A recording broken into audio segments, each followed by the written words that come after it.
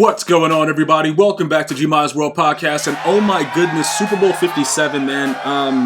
Like I said, I tweeted it out. It was very, very hard for the actual game to end the way that it did. But overall, I think it was a really good Super Bowl. Realistically, the way that the Chiefs came back in the second half, after I personally thought, with the high ankle sprain and everything that was going on with Patrick Mahomes, and it looked like he re-injured it at the end of the first half, I'm like, it's no way. Like, the Chiefs are done. You know what I'm saying? Like, you can't really do anything without Patrick Mahomes in the Super Bowl. And he came out like it was nothing wrong with him. I don't know what kind of medicine they gave that guy. I don't know if it was something like, something from that series, The Boys on, Amazon Prime, but, Compound V. The dude, he was running faster than goddamn Michael Vick. Like, I don't know what was going on. And it just turned out that they played a much better second half. It's like they figured it out. And Andy Reid, with all this mixed direction in the red zone, and they're leaving people wide open with the same exact play. It was really, really bad for the Eagles. It made the defense look really, really bad. Like I said, at the end of the day, the way that the Super Bowl ended with that holding call on Bradbury, it's very, very tough. All right, depending on how you want to look at it, you can see that he visibly has his hand, on the waist, but I don't think it really altered the play, and the ball was uncatchable regardless. But it is what it is. You know what I'm saying? Let's go ahead and break down some of the things that happened. First of all, let's talk about Patrick Mahomes. All right? This dude right here, his resume is out of control. I just want everybody to know that this dude's resume is out of control, bro. And not only that, he was 20 of 26 for 182 yards and 3 touchdowns. Usually, he hasn't played well in Super Bowls. A lot of people had a lot of opinions about him, but he played very, very well, and he played injured. And it takes a lot. Like I said, I don't know if it was cortisone. I don't know what they did, but he was able to run around and move around very, very well, and actually step in on the actual turf. And again, that turf was disgusting. I don't know what the NFL is going to do about that with Arizona. I don't know if that was something that they said during the actual broadcast that the Chiefs had brought that up to the NFL about the turf in Arizona. And nothing was done about it. So everybody was slipping. It was really, really bad footing. And if you guys watched it, you guys saw that there was a lot of people changing their cleats. A lot of different things were happening to try to adjust to what the field was. So the Eagles' usual pass rush was kind of nullified. You know what I'm saying? Like, you weren't able to really do a lot of what you wanted because they couldn't get the right footing. But again, we're going to talk about some of the key moments. Now, Kadarius Toney's 65-yard punt return in the fourth quarter, that was ridiculous. And it was the longest punt return in Super Bowl history. And what was he, like 3 yards, 4 yards away from actually scoring? That would have been, wild too. But that was the game changer. Okay, because once Sky Moore scores right there, it's like, all right, you know what I'm saying, bro? Like, let's figure out what's going on, because no matter what happens, they're going to be 35-27. It's an 8-point game. They got to go down there and score for, go for 2. They got to score and go for 2, which the Eagles did do. But we'll get to that in a second. All right. Now, the Super Bowl MVP conversation, going 20 for 26. He was able to move around in his high ankle sprain. All that good stuff. His 18-yard touchdown pass to Travis Kelce on the Chiefs' opening possession of the game was perfectly placed. This is a really interesting thing that Patrick Mahomes, 2-time Super Bowl champion, 2-time MVP, like, he's doing a lot of wild stuff, age 27. So I think it's going to be about that time where we just got to really focus in on, what else is he going to have to give us over the next decade? You know what I'm saying, bro? Like, because it's something going on. And like I said, with the way that he is and the way that he played, a lot, like, the Eagles were the better team. All right? I'm just letting you guys know that. And I don't care for the Eagles at all. The Eagles appeared to be the better team. But Andy Reid outcoached them in the second half. If that's fair, if that's something that we could all, agree on. It just seemed really, really, really, really weird, the way that it worked out. And, ultimately for me, that's the way that game planning goes. And that's the way that coaches are supposed to adjust. And that's what Andy Reid did, bro. Because I'm telling you, the way the game started, right? The Eagles pretty much had control of the game. They were up 10 at the half. You know what I'm saying? The Chiefs tried to play safe early, and they went for a field goal. Their kicker missed it, but that was the only thing that they did wrong. Everything else after that, coming into the second half, it was all the Chiefs. So a lot of people are gonna blame that one call, or this is what happened. That one call did not determine the entire game. It's just the way that it happened.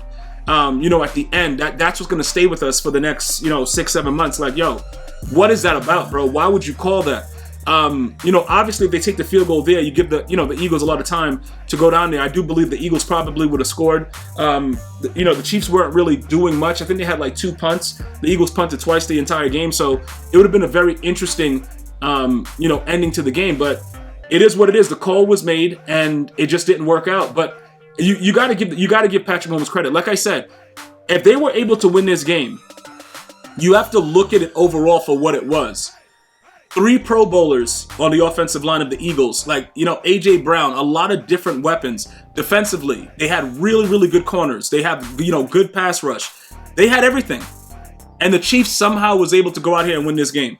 So somewhere along the line, somebody figured something out, and it just got really, really nasty for, that team. So jumping over to the Eagles, right? This has to hurt a lot because I got to tell you something, bro. Jalen Hurts came into the season, and by like week 3 or 4, if you guys listen to my podcast, regularly, by like week 3 or 4, I was sold. I was like, yo, this dude right here, the truth. And he was really, really good. The only thing is that fumble 6. But again, I don't like the turf. He couldn't really gain his footing. If you look at the way that fumble happened, I just don't know if they have a more sturdy type of footing, field that he fumbles that same way. You know what I'm saying? It looks like he just let go of the ball because he had to kind of brace for what was going on with his actual footing. It was an overall, really, really bad field. But look, it's still no excuse. It was a fumble. All right? That was the only mistake that I saw visibly that he made, in the game. But he played well throughout the entire season. And if he doesn't sit out those 2 games or he's injured or whatever with the shoulder injury, I do believe regular season MVP would have probably gone to Jalen Hurts. But that's just the way it goes sometimes. It's not really, sometimes it just doesn't work out perfectly, and then you got to come back and do it again. We'll see what the Eagles, do coming back next year, but everything gets a little bit more tough when you try to come back and do it, which is why it's also commendable that the Chiefs have been involved with this for the last 5 years. Like, they've been in championship games, they've been in the playoffs, like they've been consistently there. So you have to give them credit for that. The Eagles now rebuilding and coming back with a whole new, system and coach and players. We got to see what's going on. You know what I'm saying? I really do believe though that the Eagles lost a really, really good opportunity to win a Super Bowl. And as we all know, these opportunities do not, they don't present themselves often. And now we're gonna have to see what happens next, because there's gonna be a lot of questions about it. There's gonna be a lot of doubt. People are going to get, cut from the team. It's going to be a lot of changes, trades. And this was something that was, in my opinion, just so easily right there for them. You know what I'm saying? And, like I said, going back to the holding penalty, because I know that's what a lot of you guys are going to be talking about, especially the Eagle fans. In my opinion, I don't think that they should have called that penalty. All right, but look, I'm not a referee, so I'm just saying it based on the way that I didn't see him turn his hips. I didn't see him turn Juju's hips, so usually with the way the call is, if you kind of turn him and stuff like that, it's a no-brainer. You know what I'm saying? And Bradbury did accept the fault for it and everything like that, but I think he's just going along with it because it's like if you try to, challenge the NFL, it gets really bad for you. But if you look at the fact that his hand, he just looked like he touched him, and the ball is clearly overthrown. It's no way, it's no way he's going to catch up to that ball. But again, you got to give Patrick Mahomes a lot of credit for throwing that ball the way that he threw it. Because if he doesn't, obviously, the way that it's laid out there, you don't get the call. So it's a lot that went into it. But I just want to make sure that everybody understands what Jalen Hurts did. He had 3 rushing TDs and a 2-point conversion, right? He had over 300 yards, I believe. Dude, the third quarterback in Super Bowl history with at least 300 passing yards and 50 rushing yards. He played unbelievable. He played he played well enough to win this game 3 times.